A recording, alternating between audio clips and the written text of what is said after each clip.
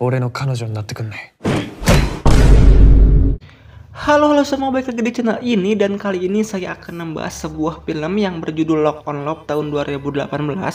Film ini menceritakan seorang siswa SMA tampan dan populer di kalangan para wanita. Meski begitu, ia tidak pernah punya pengalaman dalam menjalin sebuah hubungan. Bahkan ia tidak tahu bagaimana caranya untuk PDKT ya, apalagi menaklukkan hati wanita. Lantas bagaimanakah perjuangan dalam mencari gadis pujaan hatinya? Tanpa basa-basi lagi, kita langsung masuk aja ke alur ceritanya. Check it out. Film ini diawali dengan seorang siswa SMA bernama Furuya. Furuya ini merupakan siswa tampan dan populer yang selalu menjadi pusat perhatian orang-orang di sekitarnya. Bahkan pesona ketampanan Furuya sudah terlihat sejak ia masih kecil hingga sekarang. Tidak jarang teman-temannya merasa risih dan iri dengan Furuya yang selalu dikelilingi oleh wanita. Suatu ketika seorang temannya bernama Koji memamerkan fotonya bersama pacar barunya yang cantik. Lantas Koji lalu menyinggung Furuya yang selama hidupnya tidak pernah mempunyai pacar. Meskipun tampan dan populer ya, tapi Furuya memang tidak pernah benar-benar menjalin hubungan yang serius dengan satu wanita manapun. Koji menganggap bahwa Furuya hanya menjadi obat cuci mata untuk kesenangan kaum hawa. Perkataan itu tentunya membuat Furuya tersinggung. Untuk membuktikan dirinya memang bukan hanya sekedar pelampiasan kesenangan mata wanita, maka Furuya bertekad untuk segera mencari pacar. Dengan bantuan tiga sahabatnya yaitu Itsu, Ryusei, dan Ichiha, Furuya berkeliling sekolah untuk menemukan sosok wanita yang cocok dengan tipenya. Setelah menyeleksi beberapa, pilihannya pun jatuh pada seorang gadis populer bernama Miwa. Konon katanya Miwa adalah gadis yang sangat sulit untuk ditaklukkan dan telah banyak mematahkan hati pria. Meski begitu, Furuya sangat percaya dan yakin tidak akan ada wanita yang bisa menolaknya, termasuk Miwa. Tanpa buang waktu, Furuya menghampiri Miwa dan langsung memintanya untuk menjadi pacarnya. Akan tetapi Miwa tidak tertarik sama sekali dan tegas menolak mentah-mentah cinta Furuya. Setelah peristiwa memalukan itu, Furuya menjadi galau karena ia baru merasakan yang namanya ditolak oleh wanita. Akan tetapi dengan bantuan temannya, Furuya mengikuti tips bagaimana cara mendapatkan wanita di internet. Langkah-langkah itu ia ikuti dengan cermat, mulai dari berpura-pura jatuh untuk membuat Miwa tersipu malu, lalu mengikutinya di jalan dan bahkan berusaha menjadi pahlawan ketika Miwa dalam bahaya. Namun semua usahanya gagal membuat Miwa terkesan dan berhenti bersikap dingin padanya. Bahkan Furuya semakin frustasi ketika mendapati bahwa ternyata Miwa tertarik pada salah satu guru rupawan di sekolahnya yang bernama Pak Masaki.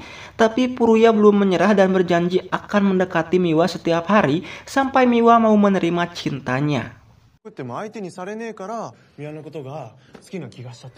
Cerita berlanjut setelah tanpa sengaja merusak kotak surat milik Miwa. Furuya berbaik hati datang malam harinya untuk memperbaiki kotak surat itu.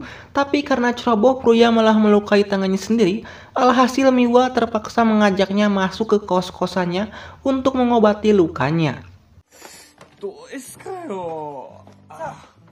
Kesempatan itu pun dimanfaatkan Furuya untuk mencoba membuka pembicaraan yang menarik untuk lebih mengenal Miwa. Di sini diketahui bahwa Miwa memang selalu sendirian karena orang tuanya bekerja dari pagi sampai pagi berikutnya dan tak punya waktu bersama di rumah. Furuya pun menganggap bahwa Miwa sangat kesepian dan pasti butuh seseorang untuk menemaninya. Maka dari itu Furuya nekat pindah dari rumahnya dan tinggal di samping kamar kosan Miwa. Lanjut, suatu hari kamar Miwa didatangi oleh dua orang yang ingin menagih hutang dari orang tuanya. Mereka berusaha mendobrak pintu karena tahu Miwa ada di dalam. Furuya sendiri panik dan menyelinap masuk ke kamar Miwa lewat jendela dan menolongnya. Setelah dua orang tadi masuk, Miwa sudah dibawa Furuya ke kamarnya. Akan tetapi dua orang penagih tadi langsung mendobrak pintu kamar Furuya dan menemukan mereka di dalam. Si penagih ingin membawa Miwa pergi sebagai jaminan hutang orang tuanya. Namun Furuya langsung memeluk Miwa dan berusaha melindunginya. Entah kasihan atau apa, si penagih tadi mengurungkan niatnya dan langsung pergi. Setelah keadaan aman, Miwa berterima kasih dan makan bersama Furuya. Keesokan paginya Furuya menceritakan dengan gembira tentang kemajuan PDKT-nya pada teman-temannya ya. Tapi suasana hatinya tiba-tiba berubah saat melihat Pak Masaki mendekati Miwa. Bahkan ia mendapat teguran dari Pamasaki karena gambarnya tidak memiliki kemajuan. Puruya pun diminta untuk tinggal setiap pulang sekolah untuk belajar menggambar bersama Pamasaki. Mau tak mau Puruya pun harus menurut dan mendatangi rumah Pamasaki setelah jam pelajaran selesai. Di sini diketahui bahwa Pamasaki adalah orang yang sangat ramah dan menyayangi siswa-siswanya. Ia pun jujur memberikan perhatian lebih pada Miwa agar kelak ia bisa meraih cita-citanya menjadi pelukis hebat. Ternyata selama ini Pamasaki selalu mengajari Miwa melukis selepas sepulang sekolah. Hal itu membuat Puruya menjadi sungkan dan sedikit kagum pada Pamasaki karena mengerti betul dengan masa depan siswanya terutama Miwa ya. Lanjut suatu hari Miwa kembali didatangi oleh si penagih hutang. Setelah menerima bayaran yang masih kurang, si penagih hutang tadi melihat Puruya dan langsung mengajaknya ke suatu tempat. Si penagih hutang itu menjelaskan bahwa kalau orang tua Miwa melilit hutang yang sangat banyak. Di sini juga diketahui kalau ayah Miwa sudah meninggal dan ibunya harus bekerja banting tulang untuk melunasi hutang-hutangnya. Bahkan Miwa juga harus bekerja sendiri agar bisa membantu ibunya. Alasan itulah kenapa Miwa tidak bisa ikut karya wisata karena tidak mempunyai uang. Setelah itu Puruya diam-diam bekerja sampingan untuk mengumpulkan uang agar Miwa bisa ikut karya wisata. Akan tetapi setelah uangnya cukup, Pamasaki ternyata sudah duluan menawarkan bantuan pada Miwa. Jadilah Puruya sangat kecewa karena usahanya sia-sia. Setelah itu Puruya jatuh sakit dan dirawat oleh Miwa di kamarnya. Saat akan pergi bekerja, si penagih hutang datang memberitahu Miwa kalau Puruya sudah bekerja keras mencari uang agar Miwa bisa ikut karya wisata. Nah, singkat cerita karya wisata sekolah pun dimulai. Puruya pun melanjutkan rencananya untuk satu kelompok bersama Miwa dan pergi menjelajahi hutan. Saat mereka tinggal berdua, Miwa mengatakan kalau ia sudah tahu apa yang dia lakukan untuk membantunya. Miwa sangat senang dan berterima kasih kepada Puruya. Akan tetapi malam itu Puruya belum sempat menyatakan cintanya pada Miwa. Setelah kembali dari karya wisata, kelas mereka mendapat kabar kalau Pamasaki akan meninggalkan sekolah di akhir semester dan kembali ke kampung halamannya untuk merawat sang ayah. Berita itu membuat Miwa bersedih karena akan sangat kehilangan sosok yang dikaguminya. Bahkan Puruya pun ikut sedih karena Pamasaki adalah seorang yang menjadi inspirasinya. Meski Pamasaki adalah saingannya, Puruya sangat menghargai dan ingin menjadi seperti Pamasaki ketika sudah dewasa. Singkat cerita, hari kelulusan pun tiba, tapi Miwa jatuh sakit dan tak bisa menghadiri upacara kelulusan dan bertemu dengan Pamasaki untuk yang terakhir kalinya.